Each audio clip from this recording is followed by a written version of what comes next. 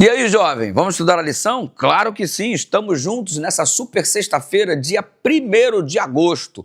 Um mês se foi, outro está começando e estamos perseverando no conteúdo e estudando a palavra do Senhor.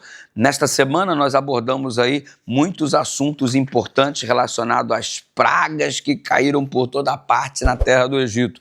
Mas se lembre, as pragas, elas foram locais, ok? Semelhantemente no Apocalipse, as pragas serão locais, porque se as pragas fossem derramadas por todo o mundo todo teria então sido sucumbido. Da mesma forma, as pragas no Apocalipse serão em caráter local, porque se forem mundial, todo o povo perecerá de uma só vez. Você percebe que as pragas não atingiram o povo de Deus. De igual forma, nos últimos dias da história desta terra, as pragas não atingirão os jovens fiéis ao Senhor. E aí, você está incluso neste grupo especial? Agora, a estratégia do pai da mentira é sempre a mesma. Por isso que ele é chamado do pai da mentira. Satanás é o pai da mentira. Ele sempre usa a palavra contrafação. E o que é a contrafação? Contrafação significa falsificação. Deus faz o milagre, o diabo falsifica alguma coisa semelhante para descredibilizar o milagre feito por Deus.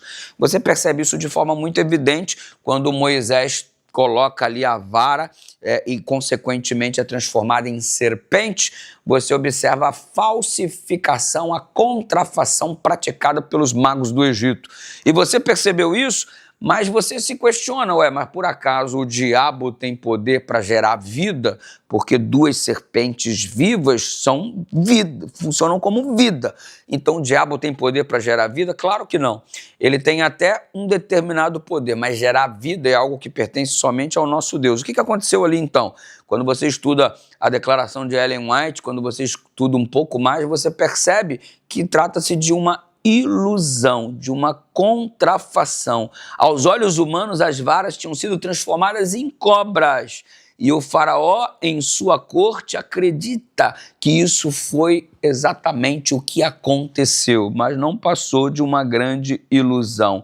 Nada havia em sua aparência para distingui-las da serpente produzida por Moisés. Embora o Senhor fizesse com que a serpente verdadeira engolisse as serpentes falsificadas, até isso foi considerado pelo faraó não como uma obra do poder de Deus, mas como resultado de um tipo de mágica superior aos seus servos. Qual é a conclusão? O diabo fez de tudo para descredibilizar o milagre praticado por Deus através do Moisés. Você acha que hoje é diferente? Claro que não, claro que não. Assim, a falsificação de Satanás cumpriu seu objetivo de tornar ousado os egípcios em sua rebelião e fazer com que Faraó endurecesse o seu coração. Olha o diabo alcançando o objetivo dele. Será que o inimigo está alcançando o objetivo dele na nossa vida também? Está amarrado em nome de Jesus, é ruim, hein?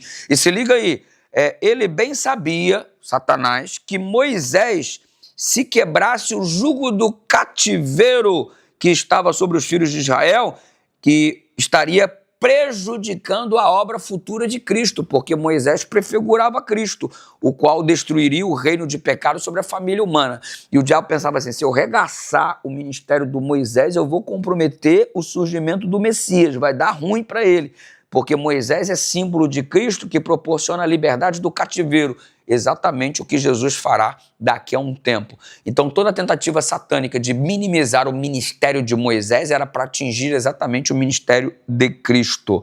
Somente evitar o livramento de Israel, mas exercer influência ao longo dos séculos futuros para destruir a fé nos milagres de Jesus Cristo era o objetivo do inimigo. Por acaso o diabo está conseguindo sucesso ao minar a tua fé nos milagres de Jesus e considerar que tudo não passou de um processo que pode ser imitado pelo mundo ou o poder de Deus não é algo tão grande ou expressivo assim? É sério que ele está conseguindo esse objetivo? Claro que não, né? Você está vigiando e orando, porque a tentativa do inimigo é levar os homens a explicar os milagres de Jesus, fazendo parecer que são resultado da habilidade do poder humano e, consequentemente, minimizar o ministério de Cristo. Mas minimizar o ministério de Cristo é algo que não está acontecendo na sua vida. Jesus está sendo exaltado e cada vez mais o milagre de Deus revelado através do seu ser. continue sendo bênção na mão do Senhor para propagar ao mundo o poder de Cristo. Ora comigo. Pai querido, é verdade que vivemos no grande conflito e é verdade que o inimigo deseja minimizar a obra de Jesus. Mas em nossa vida, tua obra não vai ser minimizada, teu nome será exaltado cada vez mais. Nós permitimos o acesso do teu Santo Espírito ao nosso coração.